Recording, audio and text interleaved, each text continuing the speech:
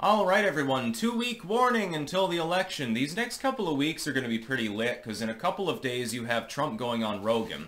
Then a week later you've got Halloween, and then less than a week later you've got the election. So this is going to be a fairly busy time, I think, for me, because Halloween means, of course, mandatory watching Hocus Pocus, that great movie with Omri Katz, of course, and other things. I have to hand out candy to the 3 or 4 people that are likely to come by. We're a little bit out of the way, so not a lot of trick-or-treating goes on here. And kids all go down to the city to hit them up, you know. Concentration of people means more candy, of course, and so, yeah, you got to figure in the mathematics of that one. But here's some preliminary Trump-Harris polling expectations for the House, the Senate. This is a preliminary estimation. This is not a final estimation. We have to wait until within a couple of days before the election. We'll get the final slurry of polling. I'm sure they'll poll everywhere that's competitive. They should be polling more in places like Virginia and stuff too, but for some reason they're ignoring the blue wall states. I think Maine is off the table. Minnesota might be off the table. Virginia, I think, is still in play. Here's my expectations. First, for the House. At a rough estimate, I would expect the GOP to hold the House.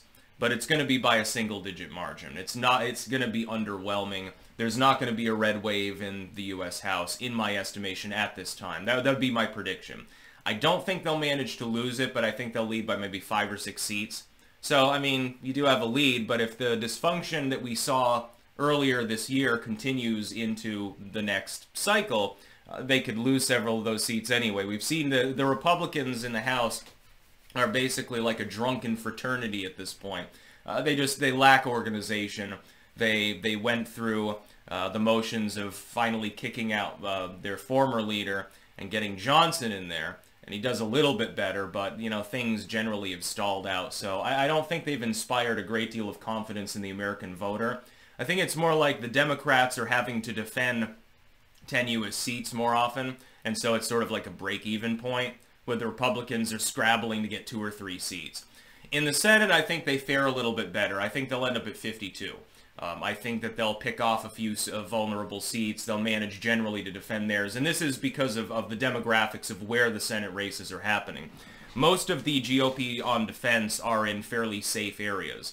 Several of the Democrats are in fairly unsafe areas. You've seen damage trickling down ballot from the presidential election. And that brings us to the big question. What happens in the presidential election? That's big on everyone's mind. And by the way, everyone, if you're not registered to vote and you're capable of registering, go fucking do it today. Then get somebody else to register. Harvest a ballot, knock on a door, bring a reluctant friend on election day. I suggest that you vote early, in person, but I also suggest that you go on election day. In order to, you know, you mill about with the civic bullshit and the apple pie and patriotism shit, but also you can bring a friend, a relative, maybe a group of friends, make a day of it. We're going to go vote, and then we're going to go to the restaurant, or something like that. That's a good idea. You know, we'll order pizza. We'll go vote, then we'll order pizza, and we'll watch the election results. We'll watch Sticks, Hex, and Hammers live stream, because it's going to be the best election live stream, and it'll be really, really great. That's what I suggest. What would I expect for the swing states? At a rough estimate, I would expect Trump to carry 5 of them. I think that Michigan is the most likely that he loses.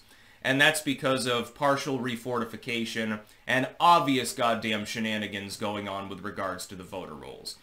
I think there's a chance he wins there. It's not impossible. I mean, again, the polling shift from 2016 when he won these states to now is significant in all of these states. For instance, Ohio is no longer close to on the table. Florida and Texas are out of reach for the Dems. With those off the table, he can compact his efforts over the next couple of weeks in these other states. By the way, it was pointed out that he hasn't visited the east side of the valley in Arizona, despite the fact that he should be mildly ahead. I strongly suggest that he go and spend a couple of days campaigning solely there, swing back through Georgia, and then go up into the Rust Belt and spend the rest of the election there effectively. Maybe a stopover in North Carolina. Of course, he was there the other day. Tulsi Gabbard defecting, actually, to the Republican Party, much to the bemusement of liberals who are like, well, she was a Republican anyway. Well, not technically. She was campaigning for them, but before she ran as a Democrat presidential candidate. You'll note that the liberals are a little bit sourpussy about this. Many such cases. especially if it's Elizabeth Warren or Nancy Pelosi. Can you imagine the smell down there? Anyway, getting off of the bulimia shtick here, I would say the odds of him winning Arizona, despite the fortification that still exists there, are pretty high. I think he has the advantage in Nevada. I think that North Carolina and Georgia are probably going to go for him. By the way, that gets him basically at the tipping point of 270. You've then got 3 other states to talk about. Technically 4. Again, I believe that Virginia is winnable. I believe that Trump should go and hold a doubleheader rally there as well. Just rile up the base. If you can drive up the score with your core fans, I think you can win Virginia. That would be the election. By the way, if it looks like Virginia is going to be like a 50-50 some game, because that's an East Coast state, if the results start coming in, and it's like, wow, Trump may actually get Virginia by half a point, he's won the election. I think he's got a better than 50-50 chance in Pennsylvania, a significantly better chance. I realize that there are shenanigans there too, as well as in Georgia. I just think that the margin of shenanigans that you need is perhaps insurmountable. A few tens of thousands of ballots printed up in the dead of night is doable. You can do that in the dark, and you know how many ballots you need, and just overload it the next day. But hundreds of thousands is a little bit different from a few tens of thousands. It's an order of magnitude more difficulty, an order of magnitude more likelihood that somebody squawks, that you get caught somehow. And I would encourage people to sign up and watch the polls. Keep an eye out for any shenanigans. Document everything that you legally can. And make sure that there are attorneys on standby as well to look into results.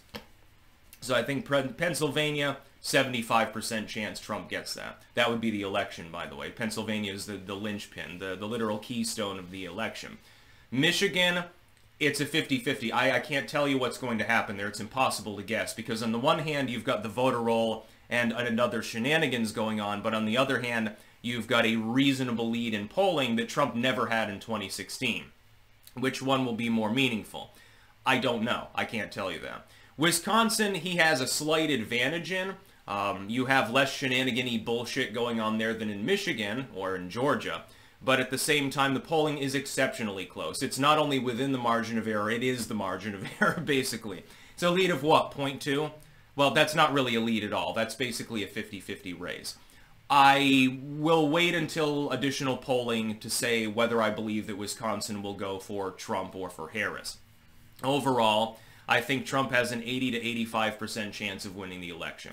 By the way, virtually every major aggregator and most major pollsters are saying Trump has the advantage. A lot of them don't want to come out explicitly and say they expect him to win.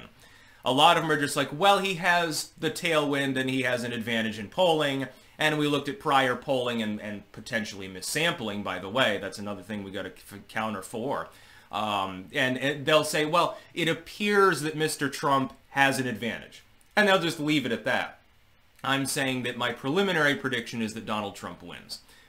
Will it be by 2016 margins? I don't know. Again, we need more polling. We still have almost 2 weeks to go until the election. I'll be able to refine the numbers further as we get closer to the election.